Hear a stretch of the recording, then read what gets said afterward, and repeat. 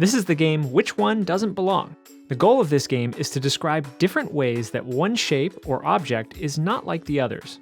The important part is that there can be many possible right answers, and that we're going to try to come up with as many reasons as we can to justify why one shape or object doesn't belong. So the goal is really to spark discussion and have kids share different ideas and make logical arguments to support their choices. There's no one right answer, and as long as a choice can be defended, we're going to accept it. For coming up with interesting shape comparisons, we have a deck of Which One Doesn't Belong cards that has a lot of fun and challenging examples of shapes and other objects. But you can also draw your own shapes or create comparison sets from objects you find in the classroom, around the house, or out in the world. So let's use these 3 bugs as our first example. Ask the children, which one doesn't belong? Or, what do 2 of these have in common that the third one doesn't have? And we're going to try to find as many right answers as possible. So maybe we start out with an easy one and say, this one doesn't belong because it's purple. But what else?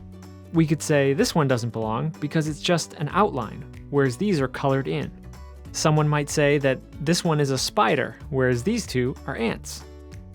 Or the middle one doesn't belong because it has 2 segments on the body here, and these 2 have 3 segments. We could count the legs and see that the middle one has 8 legs, while the other 2 have 6. And we might end up talking about whether these things on the front of the bugs are legs or antennae. But you keep going like this until no one can come up with any new reasons. So here's another one. Now we have 3 flowers. So which one doesn't belong?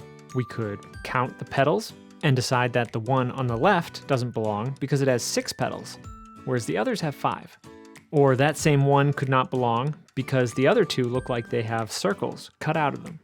The middle one doesn't belong because it's green. Or maybe the one on the right doesn't belong because the petals are short and wide, whereas the other 2 have petals that are long and narrow. Talking about shapes like this is a great exercise for kids' thinking and for their ability to express ideas clearly. So as you're discussing different choices, try to use lots of descriptive words, like saying, this is pointy, or that's curvy, or this one's smushed, or that one looks wavy. In this game, children are building their vocabulary and language skills, and they're practicing giving precise descriptions of what they see using evidence, which is an important mathematical habit of mind. If you play this game with shapes, children also get lots of practice describing shape attributes, like sides, vertices, and angles.